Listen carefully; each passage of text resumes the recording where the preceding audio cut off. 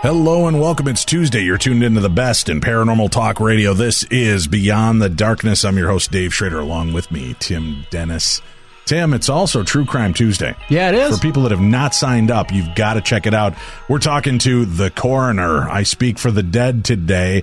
That's right. We're going to be talking with the star of that show. And this is fascinating to me. Graham Hetrick is the coroner. And if you haven't had a chance to see the show, check it out. It's fascinating, interesting. It's part of investigation discovery. And he, during the show, talks about some of the most compelling homicide cases from his 26 years as the coroner of Dauphin County, Pennsylvania. And he is here to talk to us and share some of his stories and insights and some of the crimes he's worked on. And it's fascinating stuff. And I think this is one of the first coroners we've ever had on True Crime Tuesday. Yeah, we've only it is on True Crime Tuesday. Yeah, I think maybe one other one, but this is really fascinating. So we're going to find out some of the behind the scenes stories and information from that. And the brand new series just began airing back. I think it was on July 17th. So they're, I think, 2 or 3 episodes into the new series.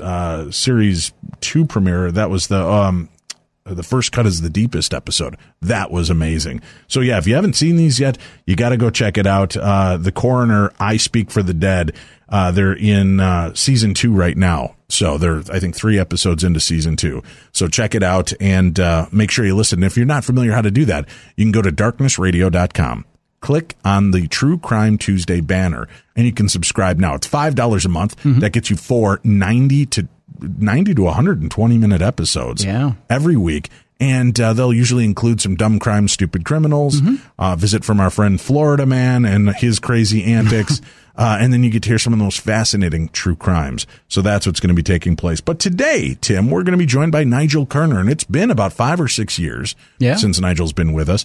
He is an author and a freelance journalist. He was born in Sri Lanka. And his fascination with the puzzling and enigmatic phenomena of UFOs resulted in his first book, The Song of the Greys.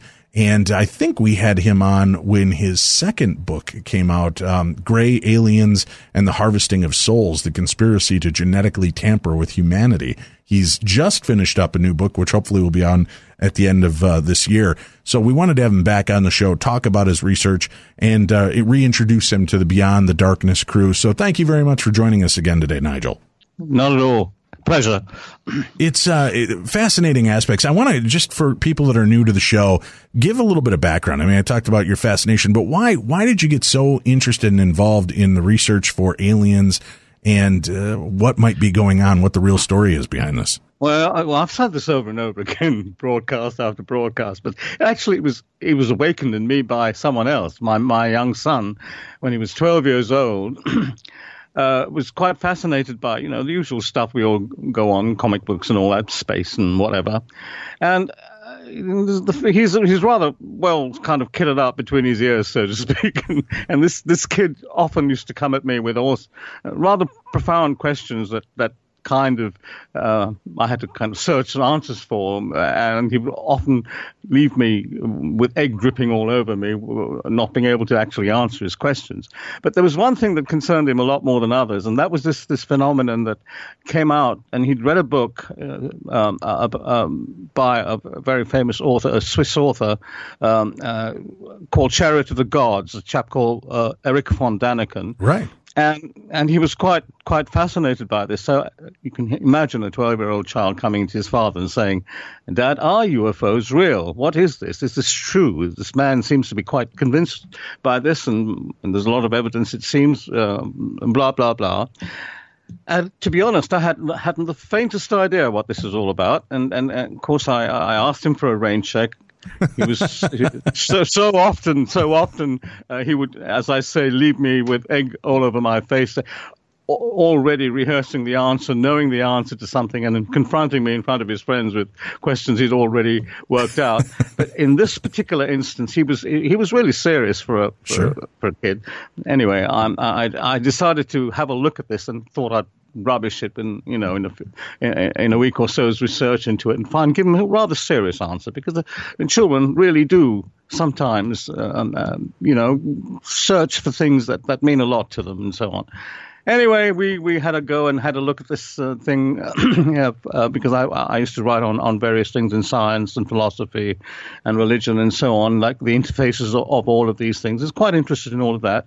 But the UFO phenomenon obviously came into the old thing of Star Wars and that kind of thing. And I was keen to show him that this is an imagination of people. I was a real skeptic about it all. And as soon as I started to do the research, I began to see various things in this particular story that bore a resemblance to something that might just be true. And the more I did the research into it, I found out and opened the Pandora's box. I found out that this thing really had some substance to it. It wasn't some kind of frivolous speculation. And within the strict auspice of research I was doing, I was getting some really well-based empirical feedback on the phenomenon. And I finally came to the conclusion that I ought to talk seriously about this to this young kid. And we sat down one day and we had a chat about it. That raised more questions. And to cut a long story short, it's taken me over 40 years now, and I still am fascinated by it, still researching it.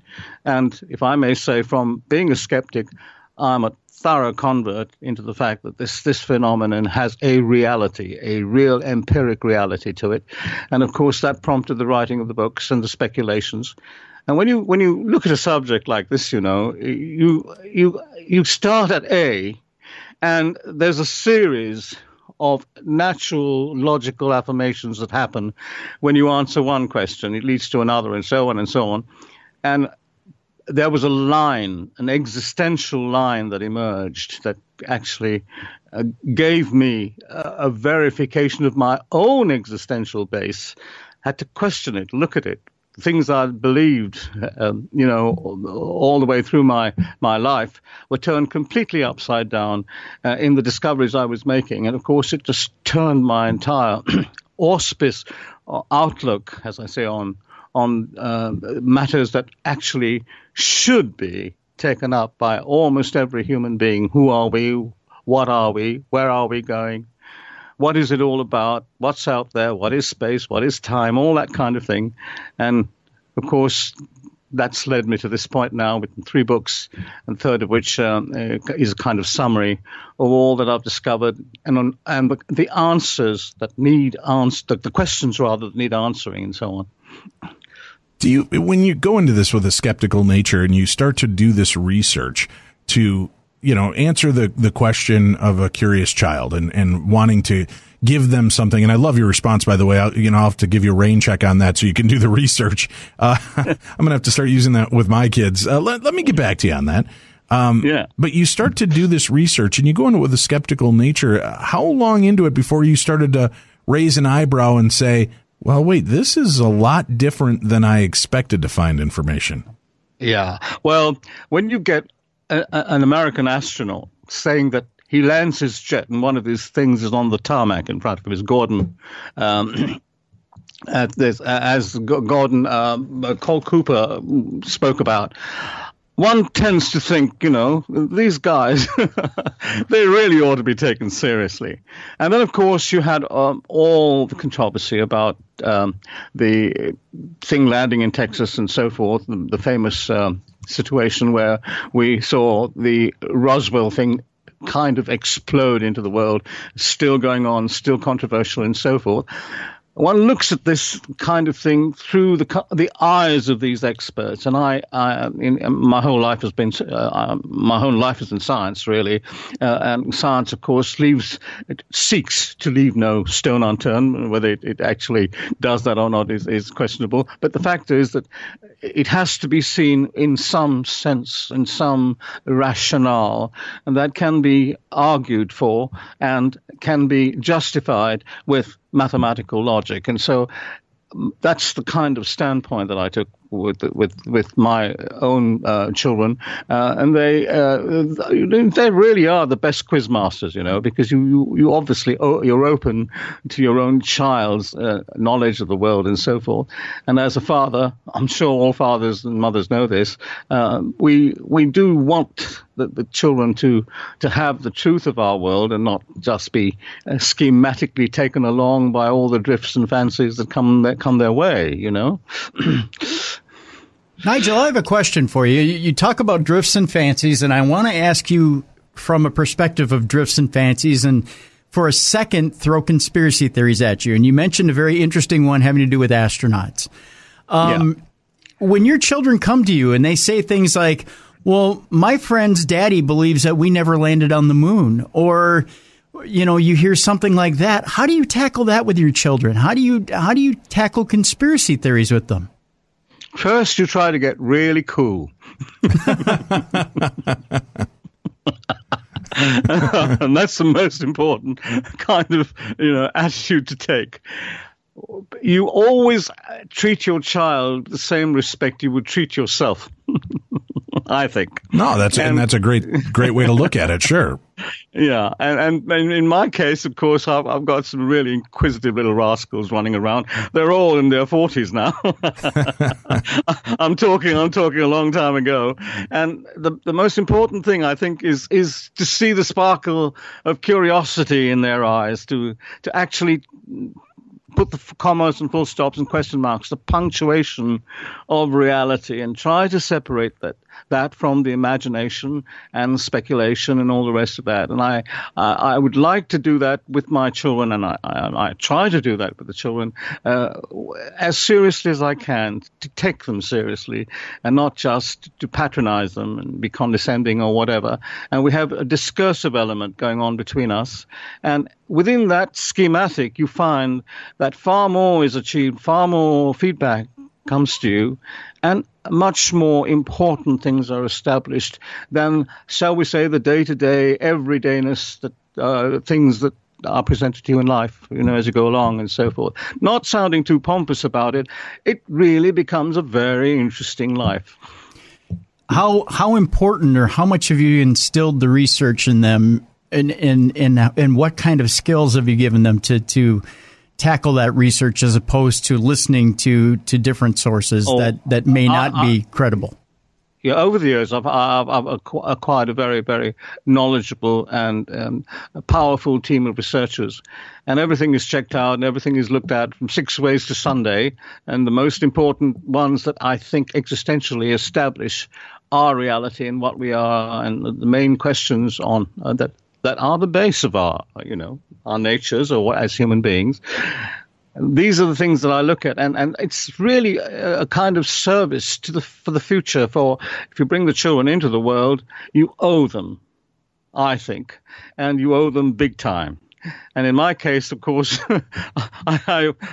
I had a background on all the, shall we say, the speculative side of science and so forth, and of course that interfaces, that I said, with religion and philosophy and all the rest of it, and it gives, I think, the children a direction that they can look in life, and that, to me, direction is a very important thing. And if that direction can be looked at and ascertained in real, tangible terms, and that tangibility might, in fact, allude to an intangible reality too, and that might also be, in a sense, tangible. One has to then follow those tracks. And I've found that when you do that, most of the children kind of settle into a sense of purpose in life.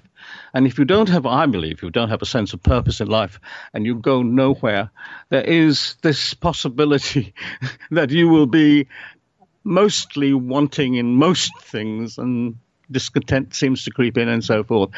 And of course, it's real fun doing it too. So that's the way I would kind of approach the whole thing. Well, you say it's fun, but you've uncovered and really kind of talk about some dark subject matter in the books, and what they're doing, what these aliens or robotic biometric aliens, whatever they are, what they might be doing to us. We live in the dark and we live in the light, don't we, Dave? Yeah. And that's the point. We live in the dark and we live in the light. It's part of us. And when we tend to shy away from either, we don't really find where we're going. So we have to deal with both sides of it. Now, mostly the light speaks for itself. We have a happy time. We don't really care if the time is happy, but it's the times that are dark and the threats that are dark that really have to occupy us in order that we justify and keep to that time in the light, so to speak. In fact, if I might put it that way. Sounds like a preacher, doesn't it? And I don't mean to be. No, but it's posing questions and giving you insights into something that, maybe a lot of people are not even aware of. Well, people, I wish them the best in being aware of these things, because they crucially interface with every single person's life. And I like to think that the things I look at actually have a real bearing on our day-to-day everydayness and what might not be known through using purely our physical senses. I had the original kind of insets used to be, people used to come and say, for heaven's sake, you could only believe in what you see, and then they use their mobile phone. So I asked them the question, you obviously see the point, I asked them the question, how on earth did that mobile phone receive a message to talk to you when you saw nothing there? Right. Yeah, very strange stuff. Let's talk about the idea, this kind of alien agenda and what's going on. And I know your new book, The Margins of Forever, kind of is a culmination of the first couple of books and newer information and findings. But let's start with the beginning and the research that you've done on the Greys. First of all, do you believe that these are actual extraterrestrials, meaning they're from outside of our planet somewhere? And are they living creatures, or are they robotic, or a mixture of both? Unquestionably, I think they're a form of roboid, and to take it from A to Z, so to speak, the whole idea in existential terms is what is natural and what is synthetic. Now, to me, nature comes from the beginning of all beginnings, the universe. You might call that a God point, if you like, if you're not religious or whatever. They say that I don't want to get too deeply into this, I'll be talking forever, but they say that the universe is expanding. The galaxies are moving apart. Your own distinguished scientist, Edwin Hubble, established this particular thing, a very important thing. And of course, that meant that at one point, all information was gathered together, obviously, in a single situation, shall we say. Now, if that's the case, something must have happened for all that information to suddenly be broken apart and move through what we call the second law of thermodynamics, which is, another word for it is entropy. You find that everything, absolutely everything, goes into a situation of random disbursement and chaos. We all die. It's all one way. And that's an incredible thought, really, to establish when you're talking particularly to your children. They would ask the question, why do we all die? And I would say, that's the real crux of it all. Why is it all one way? When nothing is really one way, there's always, if you like, use the Chinese axiomatic description of these things. If there's a yin, there's a yang. If there's an up, a down, left, a right, an in and out, there's always an opposed and opposite state. So if we, in our universal reality, is being broken apart into the point where we all die and we recycle seemingly again, the next point of recycling is worse than the previous one. That's an established scientific fact. And so as we go on doing this, we ask what is therefore the purpose of our existence. And from that, you find there's a whole concatenate line of logic that you have to follow and look at and hopefully come to some terms of reference with as you go along. Now, that schematic, that central schematic kind of drove me along, and I've always been interested in following a line of logic mathematically. My wife thinks that's one of my worst qualities, because I just have to know what comes next, how are things connected up, and so on.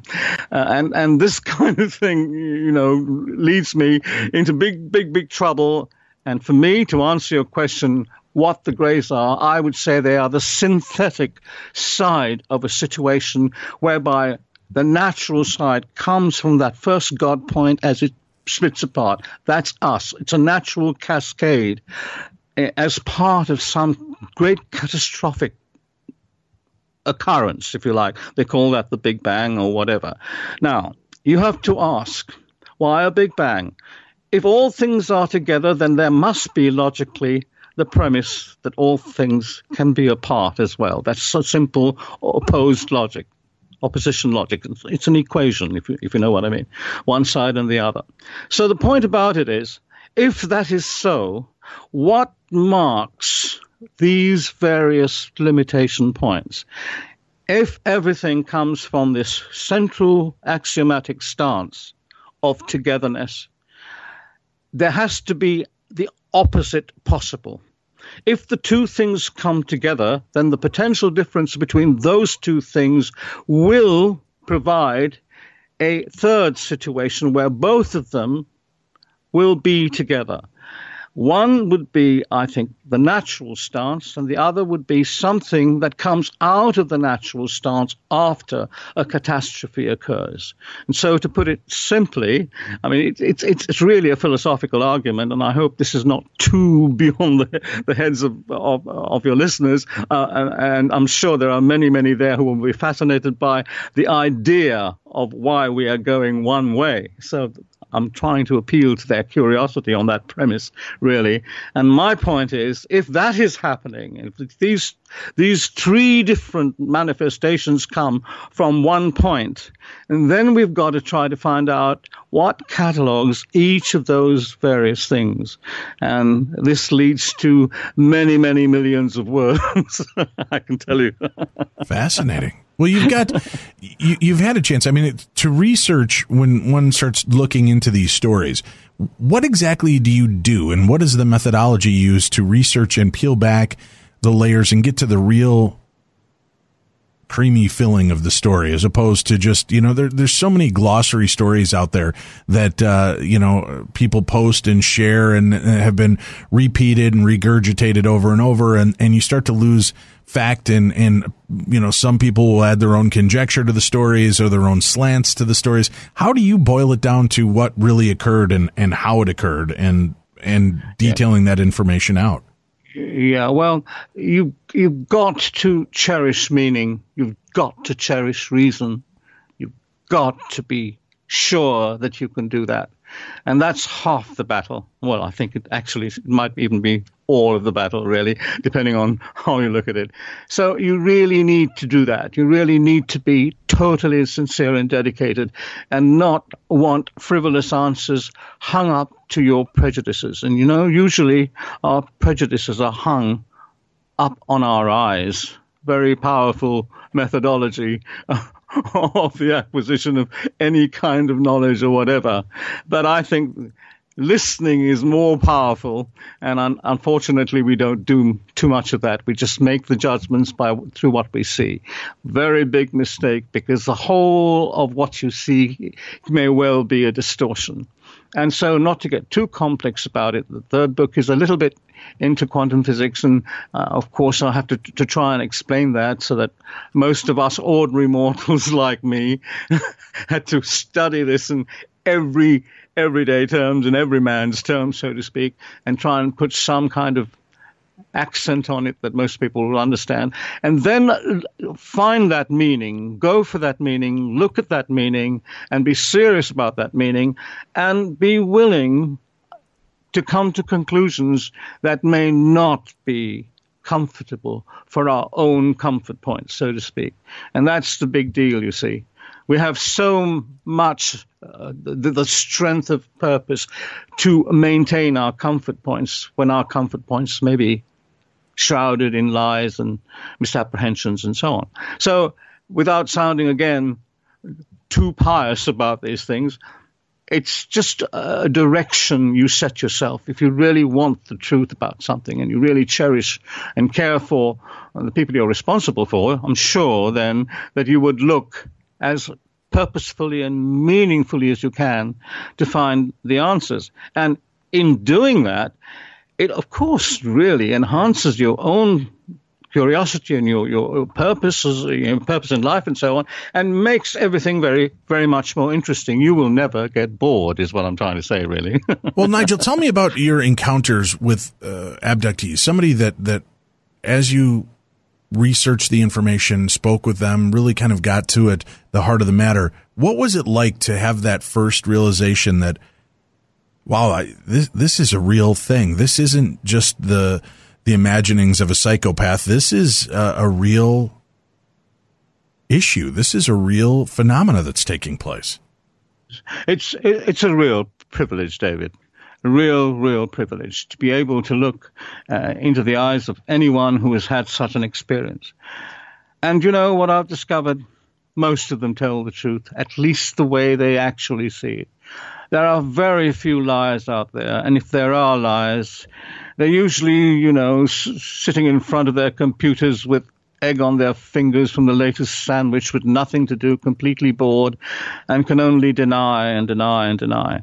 But the real McCoy, so to speak, when you face them with a sense of meaning and purpose, most of the people that I've met, I really do believe, had those experiences. And if that's the case, we're on a big deal here, a huge Ferris wheel of discovery. And John Mack, Bud Hopkins, David Jacobs, all wonderful people. I cannot believe that these are liars and fools. It's just not possible. And there are too many people with great reputations to lose that are brave enough to come out and to declare that there is a lot in our world that is hidden from us, and sometimes deliberately hidden from us. And then you get to factionalization. Who does it? Where is it done?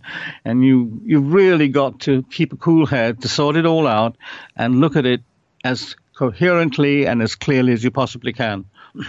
When you're doing this, though, I mean, you posit that there is a definite agenda going on. Without having the ability to actually physically speak to the alien race, how do we know what it is that they're really after and what's going on? Well, you have to look at the alternatives, haven't you, really, in anything? Now, the most important thing that I had to establish was if there was such a thing as a extraterrestrial phenomenon, both presently here on our planet and has been here in the past, both of those things are reconciled, in my mind at least, absolutely to be true. In terms of the research I have done, as I say, from a skeptic, is a wonderful person because they really, truly, most of them really want to know the truth. The people that are objectionable and are dangerous to all of us are what I call deniers. They seem to be psychologically and pathologically set in a path of destruction out of whatever reason, and these people actually obfuscate, they nullify what might be otherwise revealed as a truth that might be useful to us all. Now, that's a very important thing to do, to establish who the deniers are, who the skeptics are, and then with that plan in mind, look at these people with their incredible experiences and ask the question, why would they lie? Why would they do what they're doing? Why would they say what they're saying? And so when you look at these things, and in that kind of spirit, there's an awful lot of things that come up, which are very important for us. For instance, I'm sure you've heard of the great scientist Stephen Hawking, and of course Paul Davies, who I believe at the moment is a professor in one of your universities there, and many other renowned scientists have said that if any form of civilization is discovered in the universe, it's likely to be in the form of machine-based artificial intelligence. Now, their artificial intelligence program, right, alien contact is likely to come from machines living on other worlds. This is their summation, other worlds outside our solar system.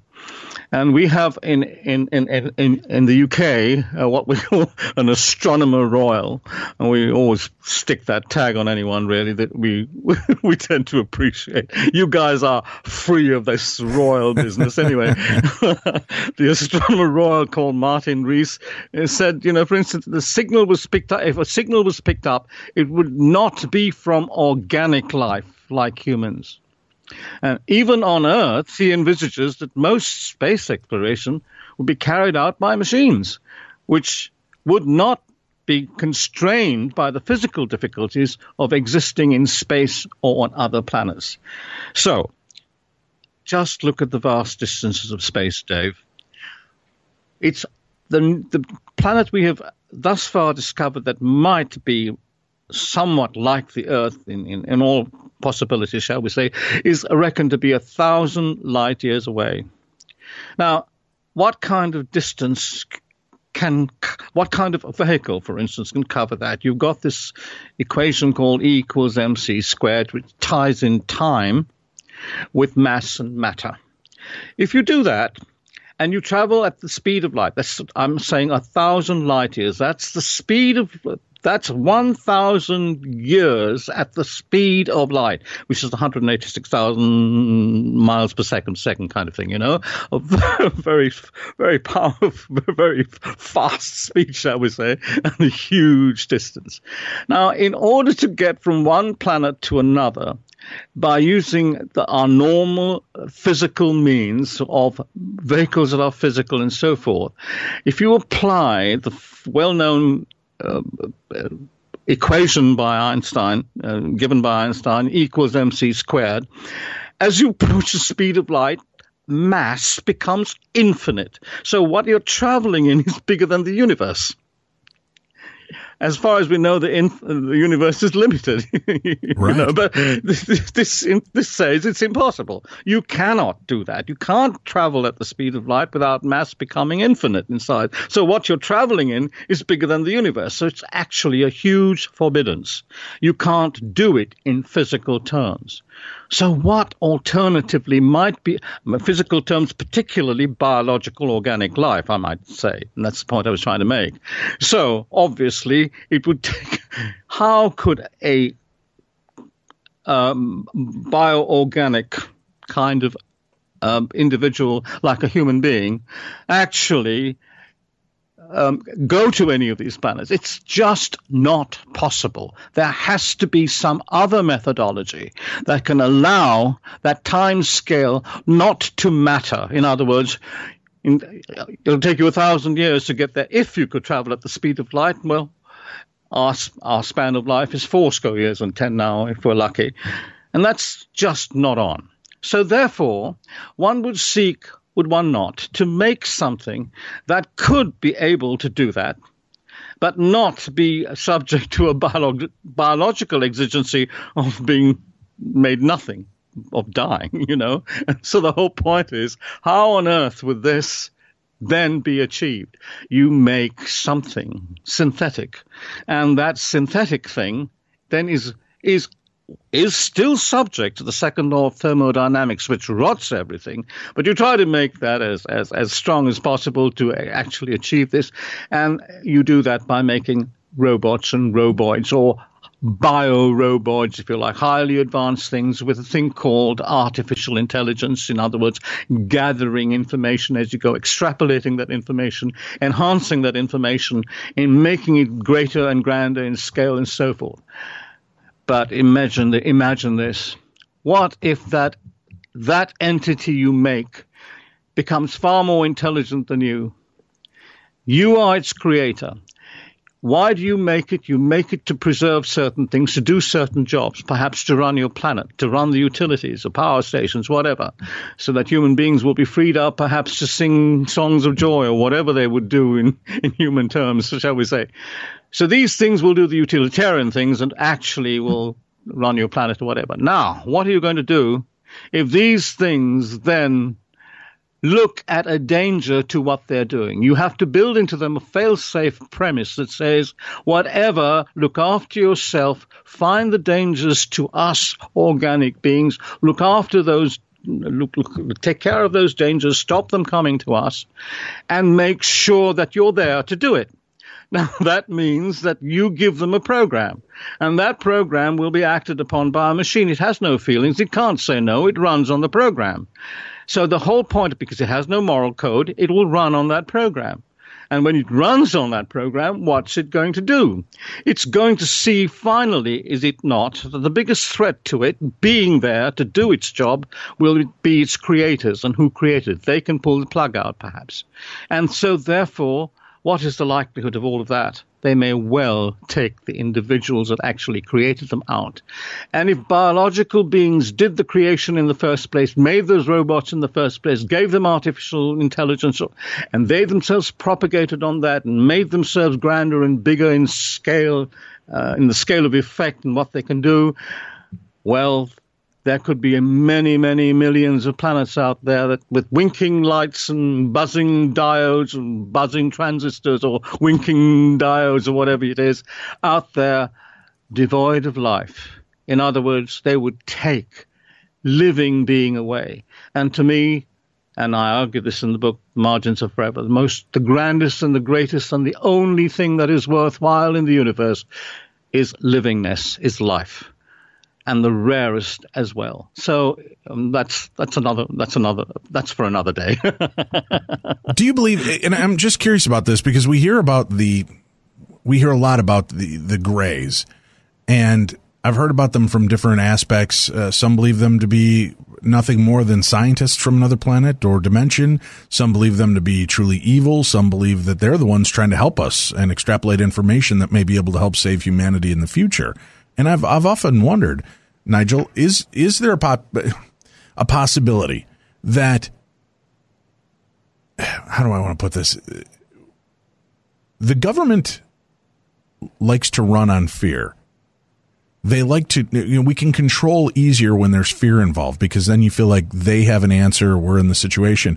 Could it be that these bots or these aliens are really used by us in order to extrapolate the information that the government wants, but kind of keeping that plausible deniability that they're not the culprits? It'd be much worse to say people are being abducted by us to be tested on.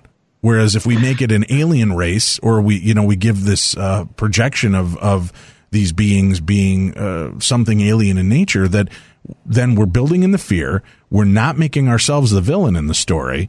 And, what do you think about that possibility? Yeah, well, first and foremost, the government is us. The government should be us. There's no such thing out there as the government, really. It should be us. It should be us doing all this. Now, the problem is there could be factionalizations that represent some kind of ethic that might do as you say.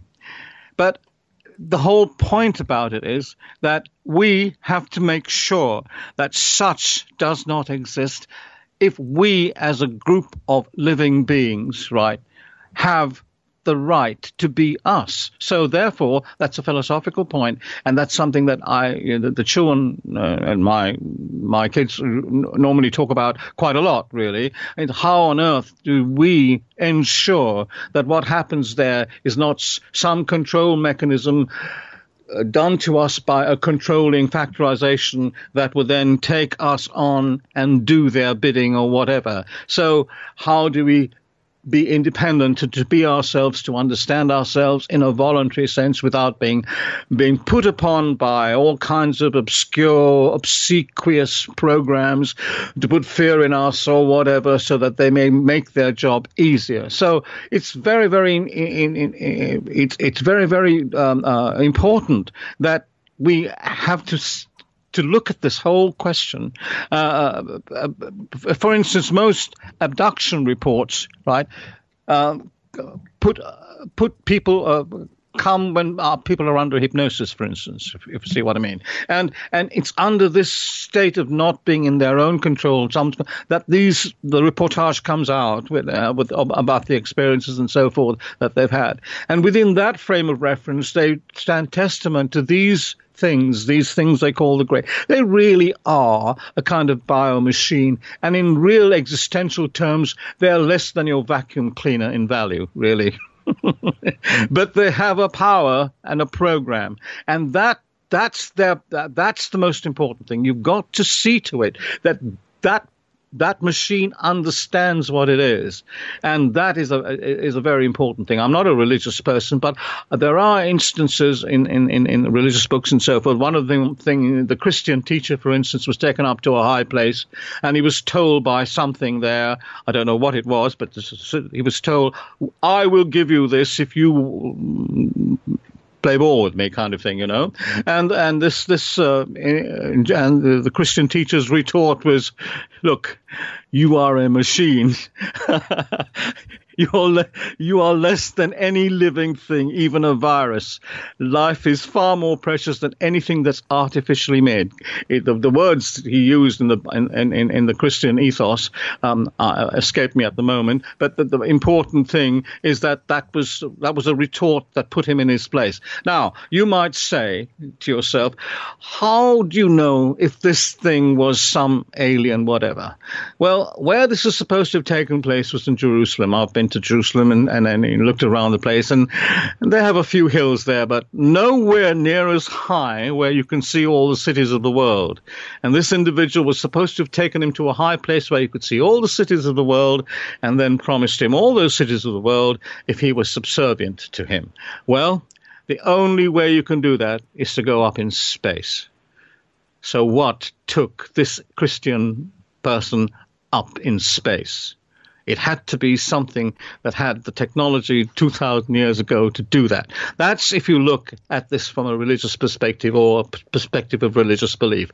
But it's an interesting thing to draw a conclusion on.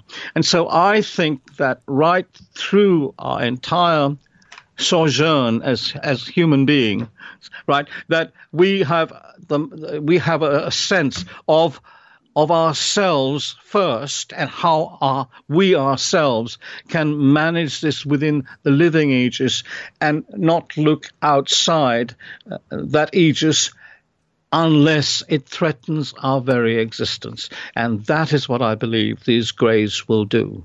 They are really individuals dressed up to take this factorization, this precious factorization we call life, and second it within their own machine, mechanical, non-living auspice, because there is something to this that moves into another realm, that life and death and so forth, and that realm is beyond what we call a physical reality. And I think what they can see is living beings can die, and their technology may even affirm that death is not the end, that it goes on, and something survives. And if that's the case, then they, as physical beings, no matter how clever, no matter how sophisticated their AIs, they cannot do that little trick. So maybe they want us for that power of life and the survival after life and death,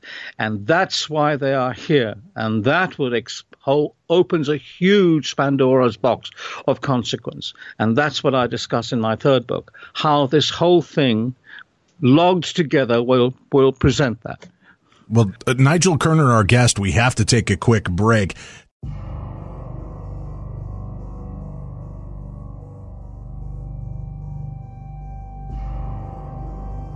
Beyond the darkness.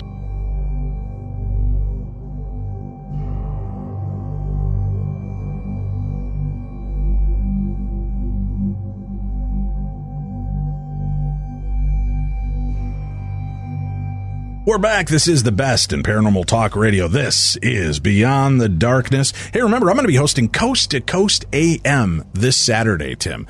And I'm really psyched about it because it's a chance to do something I love. First of all, hosting radio, which is amazing. Hosting Coast to Coast AM, the #1 overnight talk show in the world. Oh, yeah. And I get to be the host on Saturday night. And because it's a variety show, they want a variety of topics. I'm no longer just the monster of the week guy, Tim. No? I'm not just the ghoul in every corner. Why not? I'm not the true crime aficionado all the time. You're too good for us now? I have other interests, Tim, and I get to bring two of those passions together this Saturday.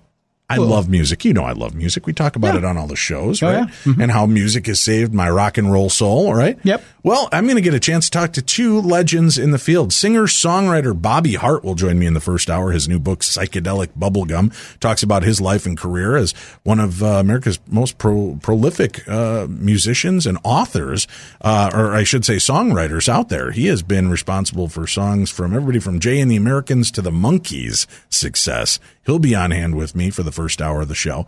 And then we're going to talk to rock legend photographer Henry Diltz. He is responsible for the Morrison Hotel album cover, many famous album covers that if you look through your pile, you'd be blown away. This guy has seen them all, known them all. We're going to hear some of the inside stories of working with some of rock's legends, from Jim Morrison to Janis Joplin, Jimi Hendrix, the Monkees, Paul McCartney, Ringo Starr, and beyond. This guy literally has worked with them all. So Henry Diltz will join me for the last 3 hours of Coast to Coast AM this Saturday, August 5th. And if you'd like to listen, it's real easy. First of all, you can go get the app KNSI Radio. It's the free app you can download, and you can listen right from our home studio here. Yep. And that I record all of our podcasts from when we're in studio, or I do live Coast to Coast AM.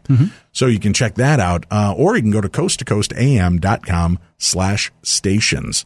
And you'll be able to find local stations in and around your area where you can tune in and listen. You'll also find times and areas for you to check out the show. So check that out. That's this Saturday. I'm very excited. I also want to make a quick mention, if I can, Tim. I'm leaving on the 11th of August, and I'm gone till the 21st of August. Long time. We will have brand new True Crime Tuesdays while I'm gone. Yep. But we're going to do some fun stuff. We're going to give you some of our favorite old archived episodes that you haven't been able to hear probably since they originally aired. Yeah. So we're going to have some really fun episodes, including our introduction to Lorraine Warren. Yeah. Dan Aykroyd. Peter Aykroyd. We're going to have some fun shows for you lined up while I'm out of town in England. So you can check it out and make sure that you keep checking out the site, because that's a great way to do it. And if you want some of the other older episodes, you can always go to darknessradio.com.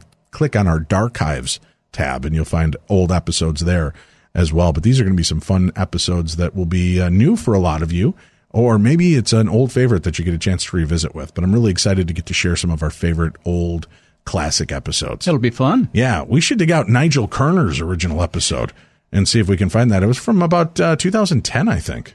Yeah, it's been a while. Yeah, about 5 years. He's back with us tonight, though, and we're talking with him. His new book is just finished, the manuscript. He's turned it in. It should be out hopefully by the end of the year, The Margins of Forever. But we've been talking about the Greys, the aliens, abductions. Has there been a story that has really impacted you above all others when it comes to these alien abduction stories, Nigel? Not a single one. The whole thing as a conglomerate is far more effective when you put the whole thing together and you get a much bigger picture. But, you know, we talk about the Greys, and I was alluding to how this thing might be justified. What are these things? Are they real? Are they machines? Are they living things or whatever?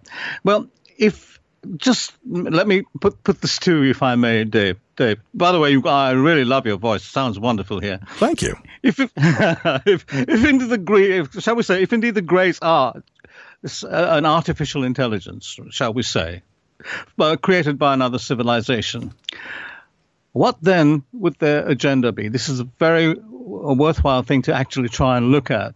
I've found, at least in my research as far as it's gone, what on earth are these things here? If this is some fear factor manufactured thing that governments put about, that's a lovely story that governments would like to give us in order to placate us, when perhaps they may well be governed by things with 4 fingers and no thumbs, for instance. You can put the reverse argument to that. So,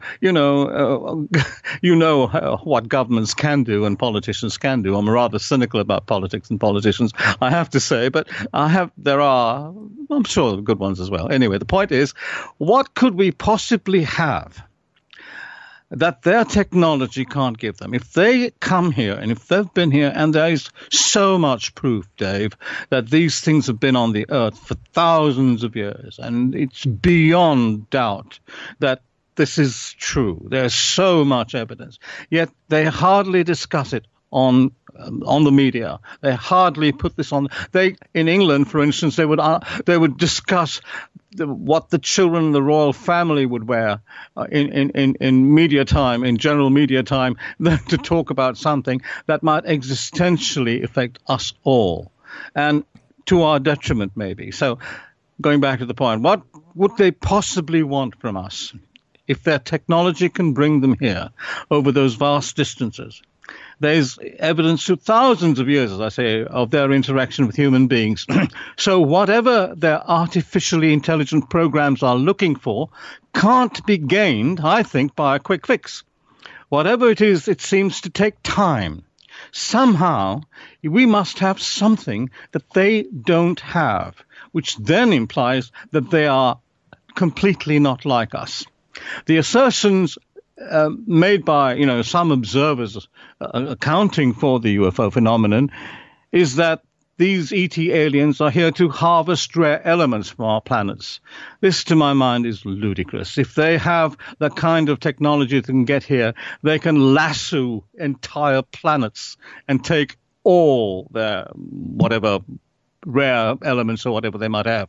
What is most intriguing, though, to me, is that the answer to what that something that they want is involves an understanding of the difference between us and artificially intelligent machines.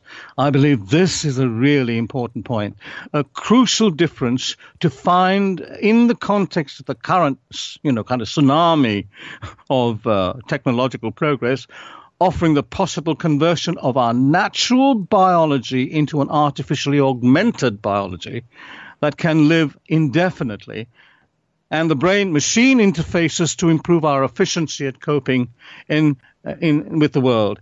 So they're selling us this bill of goods. This is the danger point to all humanity. Are we all going to be chipped? In which case, who controls the chip? How do we get an assurance for ourselves as individuals that we are going to be just us, our individuality? Maybe that there is some summation going on here with government collusion that brings this about for us all, and I think billions will buy into it as we bought into mobile phones and all the rest of it. I'm not saying it's a bad thing. It's a wonderful thing that's used properly, but used negatively, I'm sure you realize that this is an absolute catastrophe for the human race, really, basically. So what if these things are here to get something from us that is so rare to them, so different to them, that it really is the answer? And to me, that is the most rare thing in the universe, life. They, I think, want in some kind of way to be able to interface with our livingness and carry themselves on, perhaps past death. Now, there's a lot of research being done by very, very big minds in medical science and so on to say that something survives past death. Not just the religious thing that's been going on for thousands of years about the soul and all the rest of it, but I believe an information field that is the individual carries on. And there's too much that's going on that too many people experience to be frivolous and thrown away in these situations where paranormal things take place. To say that it is all lies, that everyone is making up a story, is ludicrous. It's nonsense to say that, really. I'm sure one case that provides some kind of schematic beyond the state of livingness is enough to change the entire aegis of our thinking, if you see what I mean, if it can be empirically proved for some people. But many people believe it anyway. So what is it that these things are after? I really do believe they really want to append into our living humanity, and that they have found a planet like ours where this is naturally happening, life, death, birth, life, death, birth. Maybe if the Hindus, I mean, I was born in Sri Lanka, but I have British connections and I live in England, and I've got my entire psychology, shall we say, is more kind of Western culture and so forth. And the whole point about it is that you find here, in this kind of context, a complete denial of anything beyond, it seems now, religion's going away and all the rest of it. But in the Eastern countries, devotion religion is there. They really do believe in life after death, and also in some instances, in some of their religions, they come back with you, at you with reincarnation and stuff like that. And really, over the years, looking at it, even though skeptical at the start about it, I am now convinced they may well be right about this. If that's the case, then these things are onto a hot property in us, really. And that's a huge, huge thing that every single human being on this earth has to look at and come to some conclusion about. And they need the best possible information, not prejudice, not propaganda. We really need to give some kind of well thought out assurance to individuals on this question, because these things are seen too many times by too many people around the world. And to say that a government is doing this to put fear into people is, I think, an extremely specious way of looking at it. If I may say so. Sure. No, it's always fascinating to hear these aspects of it. When you say you look at that on a whole, as a whole, it's what's so fascinating about this story. But it's the individual cases, the individual stories that make up the whole. When you find one case that ends up having weaknesses, maybe isn't standing up to the test of time with the histories, don't you worry that starts to create corrosion among all of the stories and all of it? That is the natural aspect of it. Do you think maybe that's part of what the government does, is that they feed a few stories out there that are completely BS, so that later on it'll spread like a cancer through all the research? Absolutely. You're absolutely dead on with that. And that is the batteries of behavioral psychologists advising them on how this can proceed if they are indeed hiding a huge secret that we are, in fact, not ourselves and are looked after by something else and not what we see as governments and whatever. There's no doubt about that. And, of course, the last thing in the world they want is for us individuals to get at the truth of that. And they're not about to let that happen, are they? Because it's jobs for the boys and whatever and so on. And any system will have that. And of course, you will get individuals that are, obfuscate the thing and not tell the truth and so on. And they do cause a premise that casts doubt on everything. But let me tell you, I've had 40 years of research into all of this, looking at thousands and thousands of cases where, you have various takes on various things and so on. And if you ask me the question, in all of those things, do I actually believe that these things are here, that we are, in fact, looked at by an artificial source of life, that we as living beings with the precious gift of life are in absolutely crucial and imminent danger of something catastrophic happening to us, that maybe there will be another flood, or there will be another catastrophe where they will harvest us and whatever remains of us beyond life for their own purposes. We, I believe, can only travel in space when we die.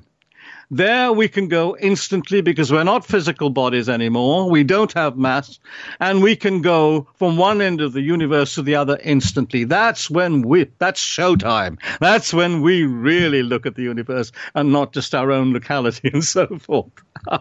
Maybe this sounds like some crazy drifting mind, but I have to insist that it's the way I've looked in the particular from the many after 40 odd years of research into this kind of subject, No, fascinating stuff. Do you ever feel, when you're doing this kind of work and this kind of research that isn't going to be accepted by the mainstream, it'll be investigated by the fringe. It'll be, bandied about by maybe some of the scholars, but they don't really, doesn't seem to go any further than that. Does that get frustrating for you doing this kind of work? Not at all, because one looks with the sincerity of one's own motivation, and if people don't want to believe it, that's their privilege.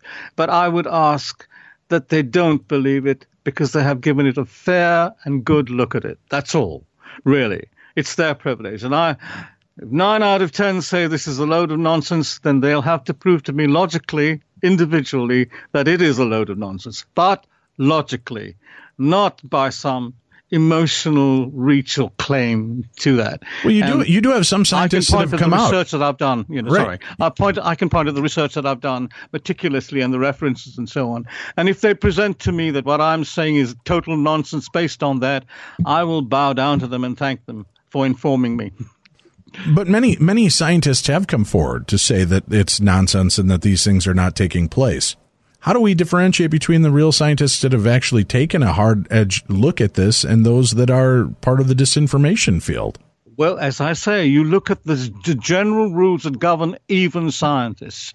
Do you know, I don't know if you know this fact, that over 80% of the results of PhDs cannot be affirmed by independent appraisal afterwards? Over 80%, that's a world figure. Now, it's jobs for the boys. So scientists, to me, are not the most, and my whole life is steeped in science, not the most worthy individuals to get the truth from.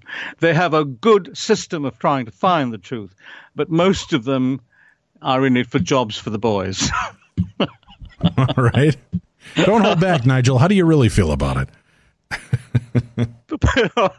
Well, we could talk about that one day.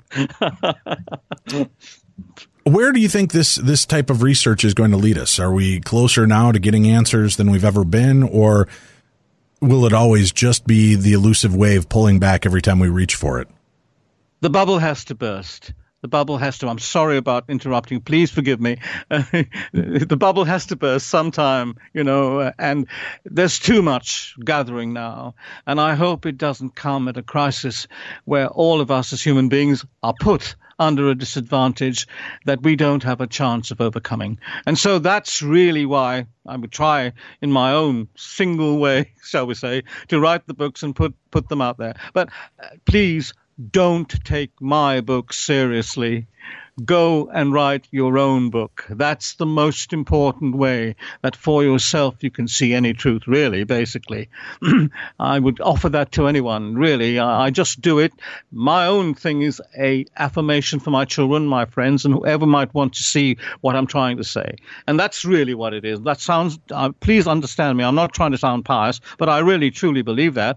And so that's the only thing we can do, really, if you think about it. And so the point about it is, every individual has a book in them, and if they want their own existentiality affirmed and confirmed in any kind of way and they value it, then they have to write their own book about it. What do you hope is the big takeaway from these books, this trinity of books that you've created? Just stirring the pot. Opening the mind to possibilities. Just stirring the pot. Stirring the pot, creating discussion. Indeed. Why do you think that science on the whole is so reticent to try that then? I mean, again, that's where science makes its biggest leaps and bounds, is in questioning things and putting it to the test. Well, the point about any study, any type of thinking, whether it's scientific, religious, whatever, is that in time you get caught in the hem of your own garment, so to speak. And it's not, I don't think it's frivolous to say this, really, but you then set up a situation where you can live from day to day, and you make up systems and whatever in order to make a living. And in doing this, even science now is being captured, it seems to me, all over the world into certain little lines of action and so forth. And where does the control come? 283 billionaires have more money than 3/4 of the world. There's a centralization that's huge here that's occurring. I'm not saying they're all bad people, of course, and I'm not saying it's bad to go after the best you can. But when you look at something like that, the individual human being and the appraisal of that individuality has to be primary in meaning for me. And whatever I write or whatever I say, I'm hoping that it would encourage the individual to take me on and open, the Pandora's box and look for themselves. Because I tell you, I would never have done it if my little boy didn't come and ask me that question when he was 12 years old, Daddy, are UFOs real? Are the aliens, do you think that the abduction scenarios, are they leading to nefarious ends, or do you think that they are trying to find a way to save us? No, I do not think they're trying to save us. I think in their own terms, a machine doesn't have a moral code. I'm absolutely convinced this is all a biomechanical exercise that's based on the fact that living beings like us created AIDS to our living being and didn't see the consequences sharply enough by doing this and making artificial intelligence. And let me tell you, the most deadly thing for my researchers that has come to me in looking at all of this is the fact and the proposal of artificial intelligence and where that will take human living being, the human family as such, really, basically. Now, as I say, I must say this to you, I'm not a religious person. I really don't mean to sound all things to all men. My wife will tell you that. But, when I'm like an old hound dog, when I'm after some solution to a mystery, and that's when I'm alive.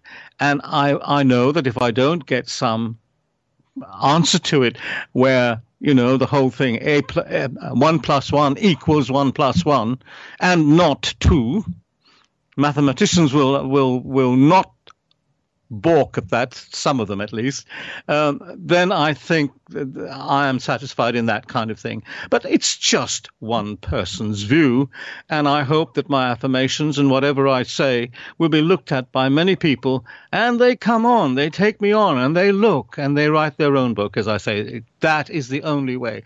If you met one of these guys down the road, Dave, and you had all the technology giving you a verification of it, every one of those things will be shot to pieces by a vast army of people, even though you had the experience and it's real to you.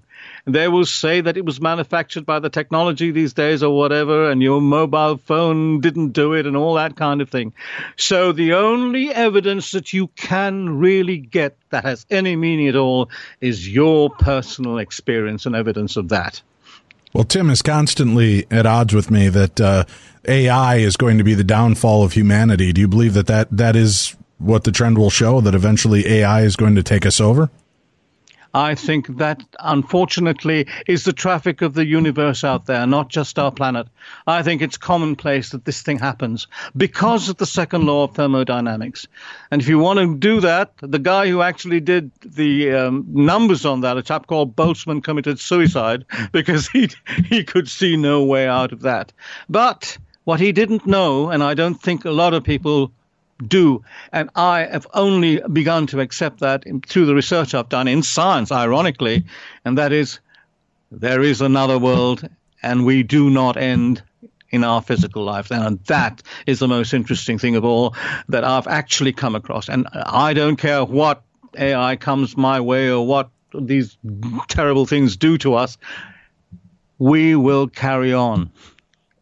I hope you're right, Nigel. I hope you are right. Nigel Kerner, our guest, will have links up to his book and Amazon information and his website so you can keep up with that. We've got a great week lined up for you. I hope you guys will check us out as we go through the rest of the week. And don't forget, today is also True Crime Tuesday. And we're going to talk with Coroner Graham Hetrick from Investigation Discovery. He'll share his unique perspective on violent crimes and the victims he examines. The dead speak to our guest, giving him the insights needed to solve the mysteries of their deaths. Today, he opens up about some of his most fascinating cases, and I hope that you'll check that out with us. Tomorrow, Wednesday, the Oddity Files will be joined by investigator and researcher Kitsy Duncan as she talks about some of the most fascinating locations she's had a chance to investigate and some of the phenomena that she has faced along the route.